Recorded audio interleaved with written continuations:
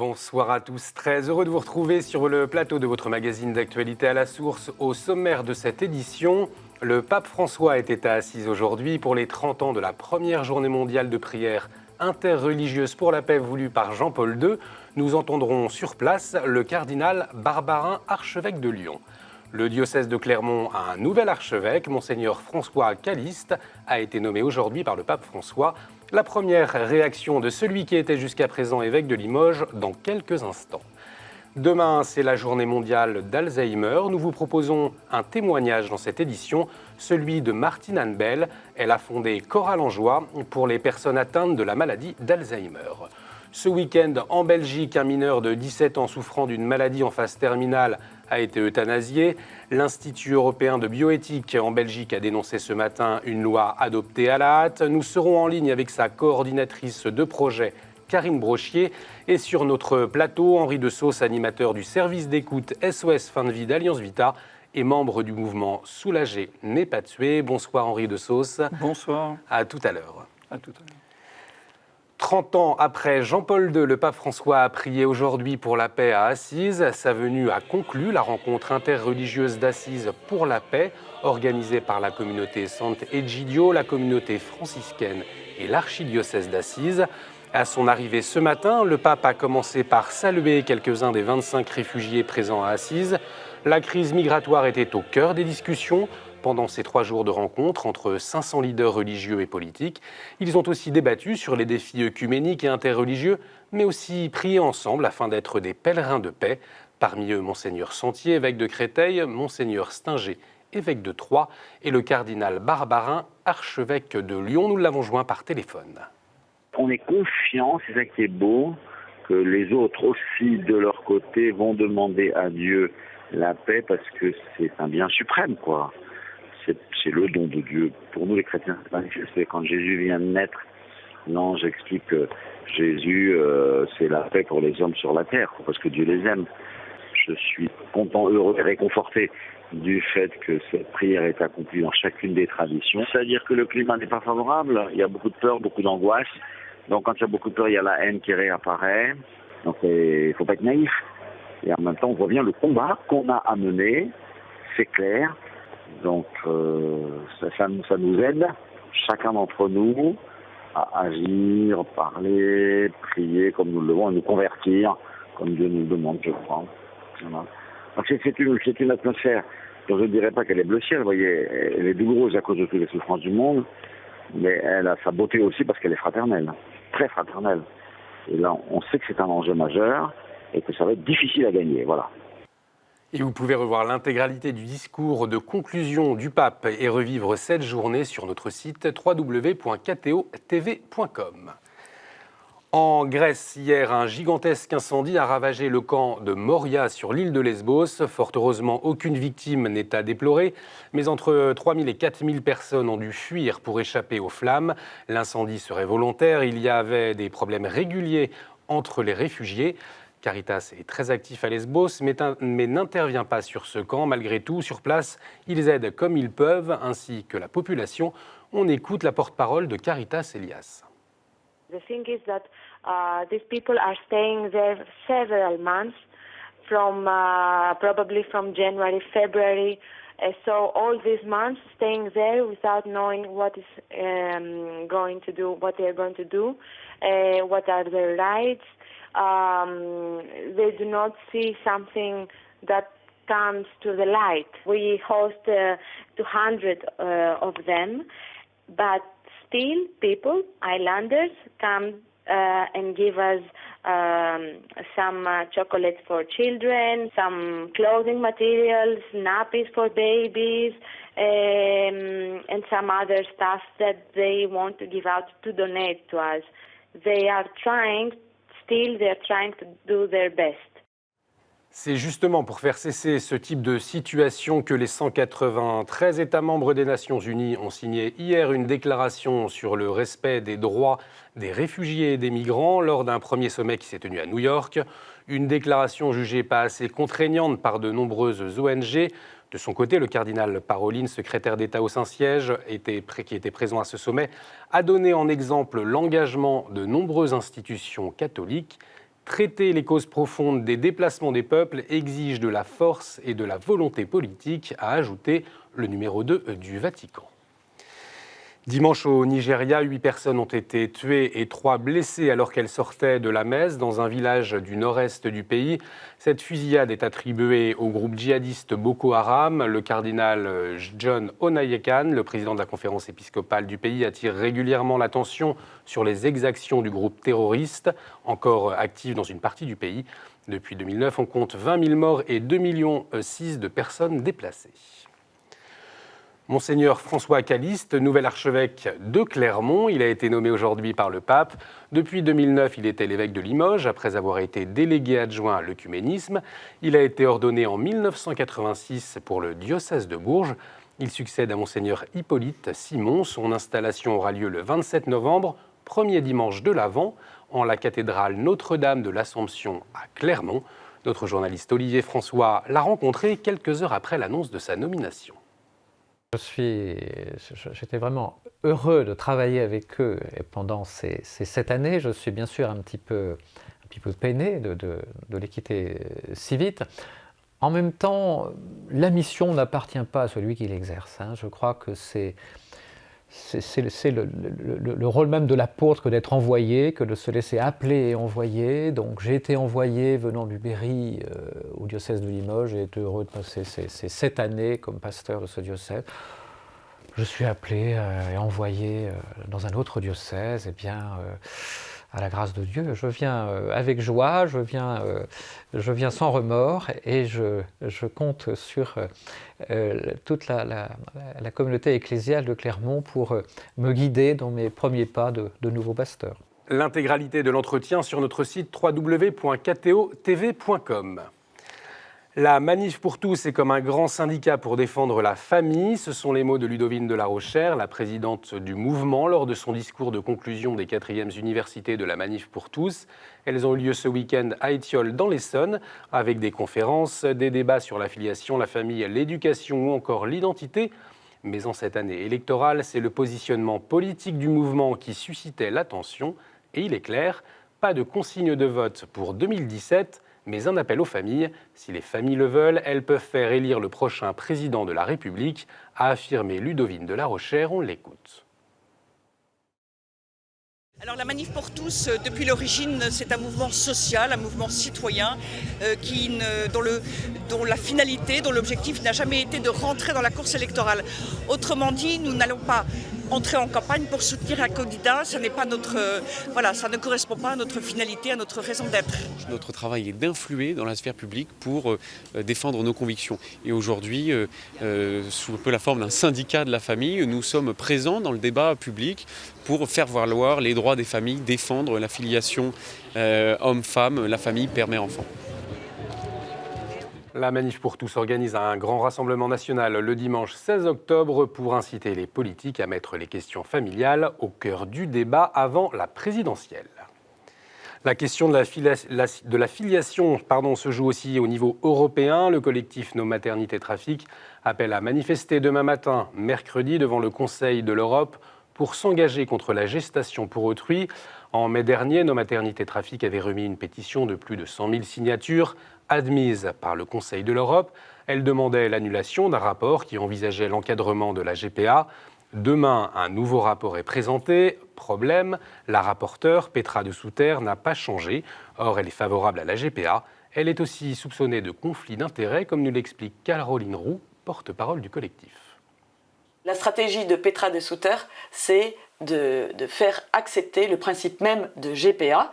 Et pour ça, elle utilise un stratagème qui est de faire une fausse distinction entre une GPA qui serait commerciale et qu'il faudrait condamner, et une GPA qui ne serait pas ouvertement commerciale et qui serait acceptable et encadrable. Alors, il s'agit en réalité d'une manœuvre et nous rappelons que toute forme de GPA doit être condamnée. Il se trouve aussi qu'on est dans un cadre assez inhabituel puisque le débat aura lieu à huis clos, exceptionnellement, et que le projet de rapport est tenu secret. Donc c'est vraiment très antidémocratique.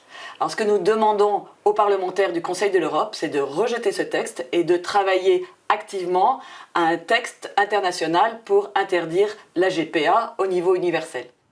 Demain, 21 septembre, c'est la journée mondiale de l'Alzheimer. Il y a presque 10 ans, la foi de Martine Hanbel l'appelle à se mettre au service des autres. Elle se souvient ce que le chant a pu apporter à sa mère atteinte par cette maladie. Elle fonde alors Chorale en Joie. Le principe, proposer à des malades de chanter une fois par semaine. Aujourd'hui, il y a 4 chorales à Paris. Elle a confié à notre journaliste Gabriel Massé des petites victoires émouvantes.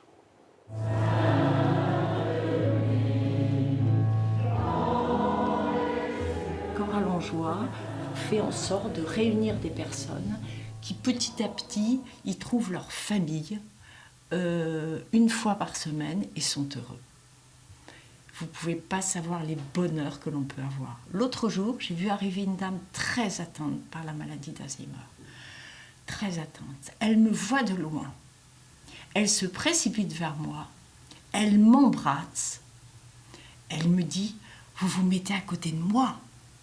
Bon, pour elle, c'était ça qui comptait. C'était d'être à côté de quelqu'un qu'elle aimait bien, elle s'en souvenait et on passait des bons moments avec elle. On se met à chanter une chanson l'hiver, sur l'hiver.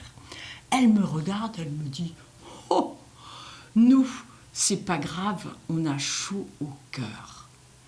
Vous entendez des choses comme ça, vous voyez des dames qui sont très atteintes et qui d'un seul coup se remettent à vivre. C'est extraordinaire. Vous sentez que vous lui apportez vraiment quelque chose. On part maintenant au Laos. Dans notre chronique du monde, Régis Hanouille nous annonce des bonnes nouvelles, ordination de prêtres et béatification de 17 martyrs dans ce pays communiste.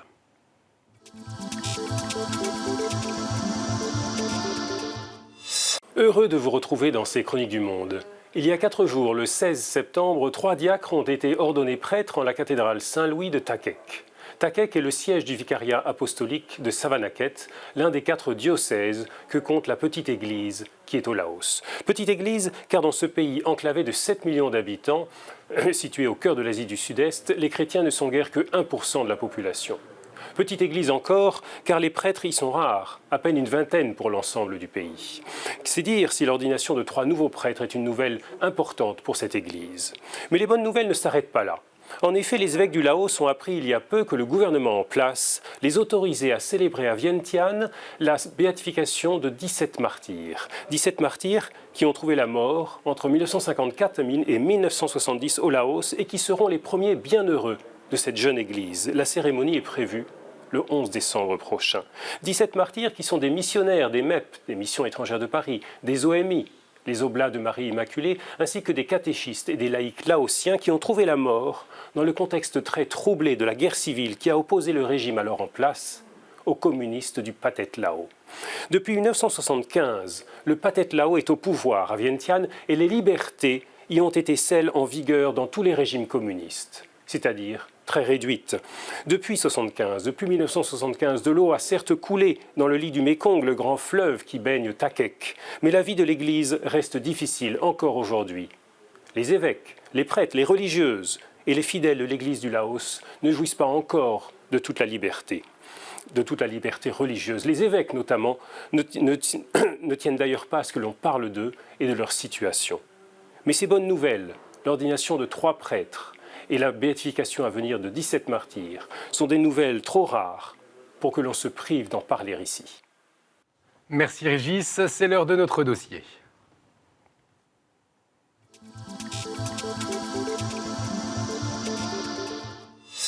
L'information est sortie ce week-end dans la presse. En Belgique, pour la première fois depuis l'adoption de la loi permettant l'euthanasie aux mineurs, un jeune a eu recours à celle-ci. La conférence épiscopale belge fait part de sa grande tristesse. L'Institut européen de bioéthique en Belgique dénonce une nouvelle fois cette loi adoptée à la hâte. Euthanasie, accompagnement de fin de vie, on en parle avec vous, Henri De Sauce, animateur du service d'écoute SOS Fin de Vie d'Alliance Vita et membre du mouvement Soulager mais pas tuer. Bonsoir Henri. Bonsoir. Mais avant, nous sommes également avec Karine Brochier de l'Institut européen de bioéthique qui est avec nous depuis la Belgique. Bonsoir Karine. Bonsoir.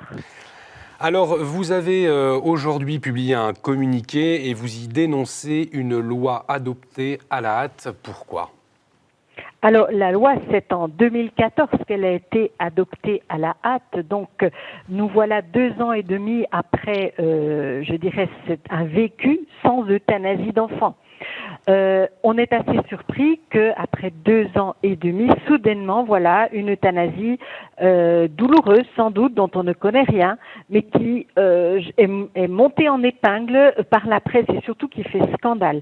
Alors, c'est vrai que cette loi, à l'époque, 2 ans et demi, a été adoptée trop vite. Et puis maintenant, on se demande pourquoi il y a tellement, on en parle tellement de ce cas malheureux, il faut le reconnaître, douloureux. On imagine la souffrance des parents. Et nous voilà avec un jeune qui allait avoir 18 ans. Donc c'est pas du tout un enfant, c'est un jeune qui allait avoir 18 ans. Et il semble que la presse se réjouisse du fait qu'enfin, il y ait un cas d'un jeune.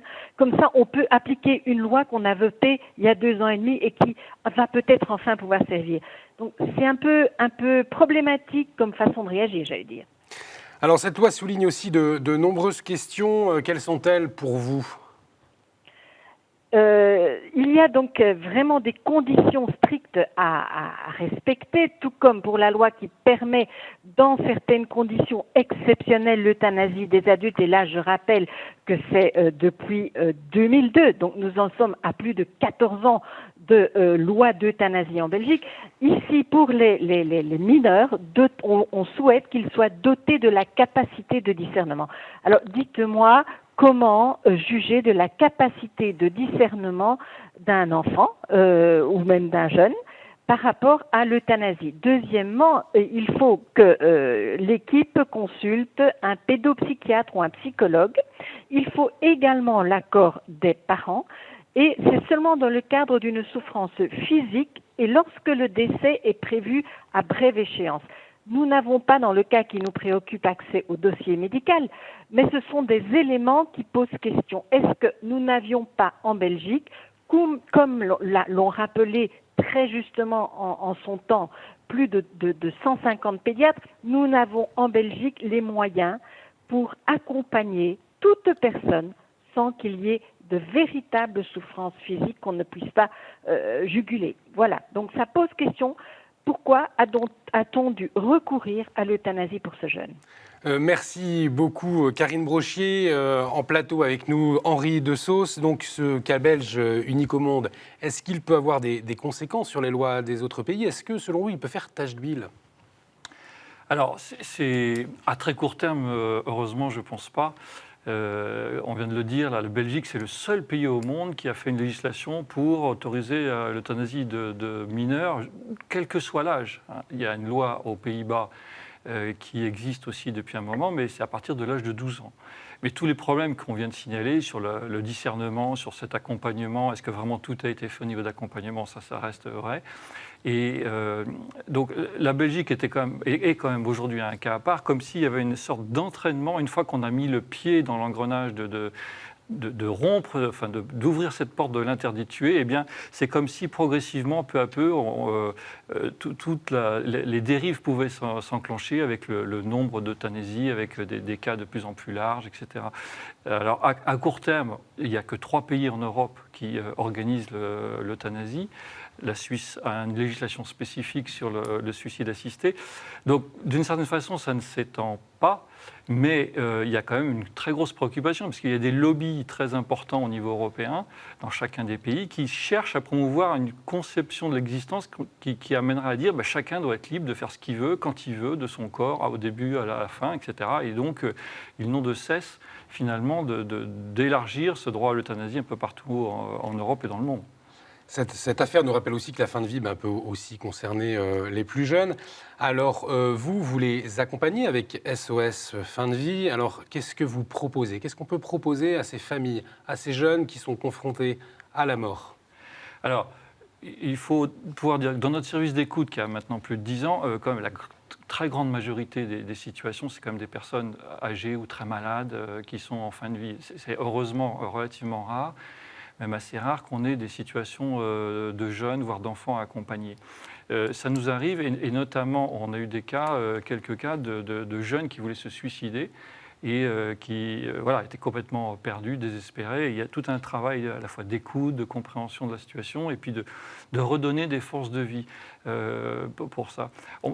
Plus généralement en France, comme on peut dire que l'accompagnement des enfants, des bébés, des enfants, des jeunes qui sont confrontés à des situations, des maladies très graves, incurables, est quand même bien fait. Vous avez peut-être en mémoire le cas d'un petit Titouane dont on avait parlé à l'hôpital de Poitiers il y a peut-être 2 ans, 3 ans. Et il y avait eu une polémique parce que les parents considéraient qu'on s'était trop acharné sur cet enfant. Et ça a mis en lumière qu'en fait, quand même, dans la plupart des équipes médicales, en tout cas en néonatologie, c'est quand même très bien accompagné, globalement. Alors, dans ces témoignages, qu'est-ce que vous retenez? Qu'est-ce qu'on vous dit? Et qu'est-ce que vous en tirez de ces témoignages? Alors, ce qui est très important de ce qu'on essaye d'écouter, c'est que il y a finalement très souvent une relation triangulaire qui est cassée ou qui est malmenée entre, d'une part, les patients, les personnes en fin de vie, très malades, etc., les proches, la famille, les voisins, etc., et puis le personnel médical et en premier lieu le médecin. Et dans ce triangle de relations, c'est très important de comprendre ce qui se passe. Et bien souvent, quand on a des appels, c'est parce que des gens sont malmenés, alors soit dans leur relation avec le corps médical, parce que la prise en charge médicale n'est pas bien faite. Alors soit il y a, entre guillemets, trop de médecine, une sorte d'acharnement, et pourquoi on s'acharne sur ma grand-mère, etc. Soit il n'y a pas assez de médecine, et donc là, on abandonne mon enfant, pourquoi est-ce qu'on le débranche, etc. Et donc il y a tout un lien, un travail de tisserand, on va dire, de refaire des liens, de retisser des liens avec le corps médical, avec les médecins, qui souvent n'ont pas le temps, n'utilisent pas les mots simples que les gens comprennent, etc. Et puis, il y a toute la partie des relations entre le patient et sa famille, ses proches. Et là, c'est tout le travail d'accompagnement qui souvent est source de souffrance, parce que quand on annonce à quelqu'un qui va mourir, qu'est-ce que je peux lui dire, comment se comporter? Ou alors, quand la personne arrive enfin, on ne peut plus parler avec elle, comment me comporter? Qu'est-ce que je dois dire à ses enfants, etc., etc. Donc, il y a tout un travail quotidien, on va dire, d'écoute pour ça, et qui nous pousse justement parfois à dénoncer des situations légales ou qui risquent d'arriver. C'est ce qui s'est passé avec la loi fin de vie qui a été votée récemment, où ça nous a amené à prendre conscience qu'il pouvait y avoir des risques de dérive. Justement, on en est où en France par rapport à la fin de vie et quelles peuvent être ces dérives? Alors en France, on a une loi dite Leonetti, dont on a beaucoup parlé, avec tout son problème d'application, mais qui était globalement bien équilibrée. Le président Hollande avait mis dans son programme qu'il voulait aller plus loin, et ça a mis 3 ans, et ça a abouti à une loi dite consensuelle entre la droite et la gauche, la loi entre messieurs Claes et Leonetti. Mais en réalité, il n'y avait pas vraiment de consensus. Il y a une espèce de tentative de développer cette conception de la personne qui consiste à dire je suis autonome, je dois pouvoir jusqu'au bout dire ce que je veux faire de mon corps. C'est ce qui se passe souvent dans les pays anglo-saxons, une espèce de vision utilitariste. Vous voyez, la personne est seule à décider, je fais ce que je veux pas être un légume, je veux pas. Et donc, si j'ai décidé de mettre fin à ma vie, c'est mon problème, c'est ma vie. Et à la limite, la société doit, entre guillemets, me suicider ou mettre fin à ma vie. Et ça, cette conception-là, elle est très dangereuse. Et c'est ce qu'il y a derrière cette idée de sédation qui a été introduite dans la loi, une sédation profonde et continue jusqu'au décès. Et là, avec le mouvement Soulager mais pas tuer, qui regroupe un certain nombre d'associations, depuis des mois et des mois, on a dénoncé ce risque, on a essayé de le mettre en lumière et on va continuer à le mettre en lumière parce que il y a justement en face un certain nombre de gens qui disent il faut aller plus loin, il faut aller dans le sens de la Belgique, par exemple, et ça, on pense que c'est très dangereux pour les gens. Alors, c'est aussi difficile, on est tous amenés un jour ou l'autre à avoir un proche en fin de vie. Alors, comment on peut, pour l'entourage aussi, aborder cette étape de la vie difficile? Comment réagir? Que dire face à une personne en fin de vie qui souffre également? Alors, c'est comme souvent au cas par cas, c'est-à-dire que on pourrait dire, en résumant d'une forme de slogan, quand il n'y a plus rien à faire médicalement, il y a toujours quelque chose à faire humainement, au niveau de l'accompagnement. Parce que la médecine ne peut pas tout faire. Bien sûr, il y a un moment où il faut lâcher prise. Les médicaments ne peuvent pas guérir un cancer qui est en phase terminale, etc. Mais ce qu'il faut toujours, et on le développe par exemple dans notre association, on a ce qu'on appelle le guide des 10 idées solidaires, d'inciter les gens à vivre une relation jusqu'au bout, qu'il y a des moments précieux, très précieux à vivre jusqu'au bout, jusque dans les dernières heures, et qu'il ne faut pas lâcher prise, il faut continuer à accompagner. Ça peut être simplement une présence sans parole, d'être là, de proposer des gestes simples. Et souvent, il y a des pardons à donner ou à recevoir, il y a des réconciliations à faire. Il y a beaucoup de gens qui attendent un événement familial, une naissance, quelque chose avant de lâcher prise pour mourir. Et c'est tout cet accompagnement qui est fait en fait la richesse de notre tissu de relations humaines. Il ne faut surtout pas rentrer dans une conception, vous voyez, où la personne serait toute seule, isolée, à dire je suis maître de tout et peu m'importe ce que pensent les autres. Non, on est en fait constamment en relation les uns avec les autres. Merci beaucoup Henri de Sauce pour cet éclairage et puis pour ces paroles apaisantes également. Merci à vous Karine Brochier d'avoir été avec nous depuis la Belgique. Vous pouvez revoir cette émission sur notre site internet www.ktotv.com. Merci de nous avoir suivis. L'actualité religieuse continue. À la semaine prochaine. Excellente soirée sur KTO.